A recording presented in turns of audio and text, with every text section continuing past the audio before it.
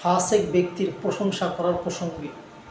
ফাসেক মূলত ফিসকুন থেকে আসছে, ফাসিন অফ, এর অর্থ অবাধ্যাচরণ করা, স্বৈরাচারী করা, নরাদম ব্যক্তি, অপরাধী ব্যক্তি। এই ফাসেক ব্যক্তির প্রশংসা ইসলামে জায়েজ আছে কি? ফাসেক ব্যক্তির প্রশংসা করা হারাম। ফাসেক মানে আল্লাহর অবাধ্যাচরণ করলো, কোনো কাজ ঘন ঘন করা, অন ইসলামিক কাজ ঘন ঘন করা।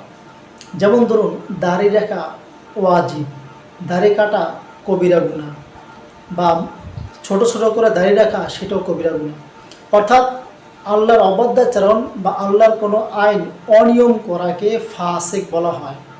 এই অপরাধী নরাদম ব্যক্তি কোনো বক্তব্য দিল বা কোনো আলোচনা করলো, চাই সেটা যে কোনো ব্যক্তি হোক, সরকার দলীয় কোনো লোক হোক কিংবা বিরোধী দল, অর্থ যে কোনো ধরনের লোক হোক, কোনো কথা বলল আর সেই কথার ওপর আপনি সমর্থন জানালেন, প্রশংসা করলেন, এই প্রশংসা করা সম্পূর্ণ হারাম, আল্লাহর আরশ পর্যন্ত পৌঁছে যায়।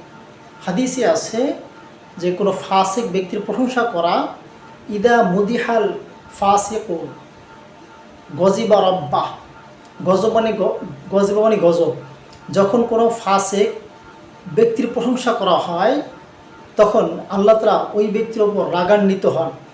ওয়াহতাজ্জালাহুল আরশ, এমনকি আরশ পর্যন্ত কেঁপে ওঠে।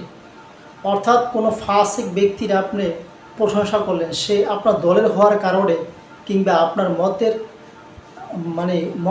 আপনার মতের হওয়ার কারণে তার প্রশংসা করলেন। তো এই প্রশংসা যদি আপনার শরীয়ত বিরোধী হয় তাহলে এটা সম্পূর্ণ হারাম হবে।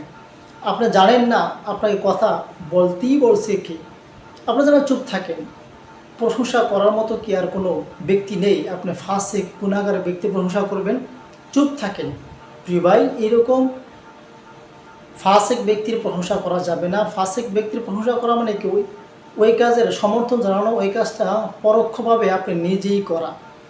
এখন একজন ব্যক্তি অবৈধ বা অন্যায় কাজ করছে, সেটা বারবার করছে, আর চাই সেটা কথার হোক কিংবা কাজের হোক অথবা কোনো কিছুরই হোক, তো সেইটা যদি অপরাধমূলক হয়, শরীয়ত বিরোধী হয়, আর সেটা আপনি প্রশংসা করলেন, আলোচনা করলেন, সমর্থন দিলেন, তো এইটা কুফরি পর্যন্ত পৌঁছে যায়। অর্থাৎ অপরাধীর কাজ সমর্থন করাটা এটা একটা কুফরি কাজ।